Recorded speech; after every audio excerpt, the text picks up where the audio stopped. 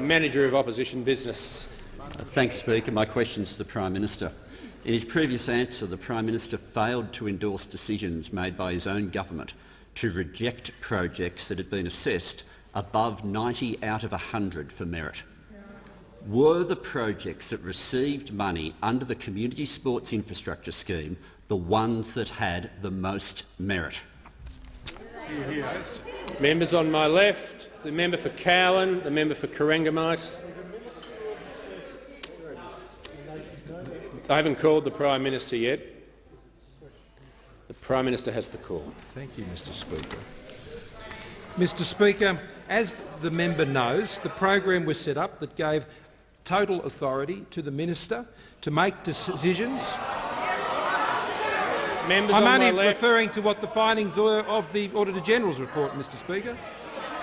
Mr Speaker, that report articulated, Mr Speaker, that the authority to make those decisions was by the Minister, Mr Speaker, and the Auditor-General's report made a very important recommendation which the government accepts.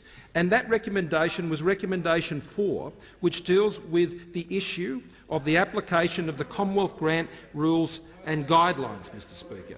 Now, as the Auditor-General's report outlines, which we accept, it says that those guidelines should be applied in the future by organisations such as Sports Australia. And the government has accepted that recommendation, and we believe that that will assist these. The Prime Minister will resume his seat.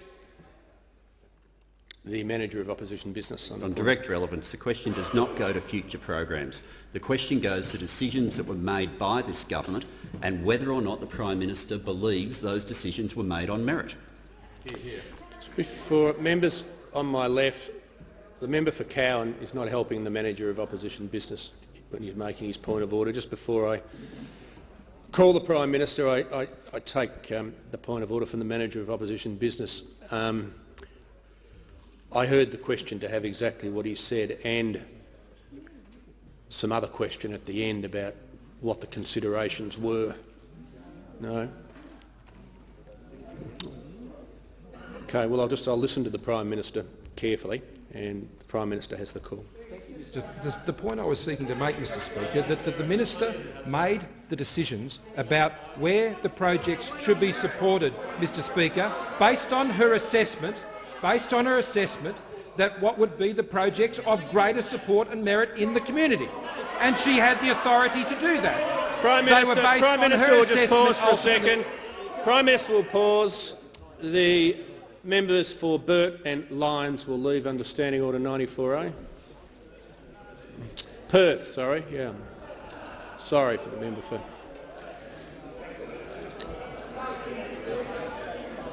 I thank the member for Perth for putting his hand up.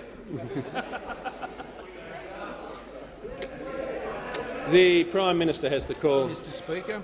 So the Minister who had the authority to make those decisions made those decisions, and as she's made very clear in her own statements at the time, that she was seeking to make those decisions in the best interests of that program, what it was seeking to do. Now, Mr Speaker, the point I was making is that the Commonwealth Government rules and grants rules and guidelines are there to ensure that where a minister may take a view about what she believes is a project that has greater merit, then there is a process for setting out how that might be different from what advice or recommendation she might have received. But I can tell you what the Auditor-General's report did not find. It did not find members on my left. That elected members of this House, it did not find that ministers should not be making decisions about the expenditure of public monies to suit the programs that have been established.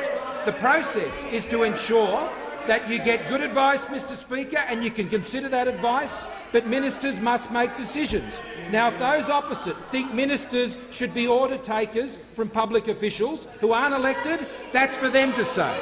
I believe every single member of this House would advocate for the needs of their community. And these members advocated for the needs of their community. These members advocated for the needs of their community. And the Minister made decisions, all eligible projects, and made the final decisions as was her authority under the program as it was established. Where there are improvements that can be made to that program in the future, they have been accepted.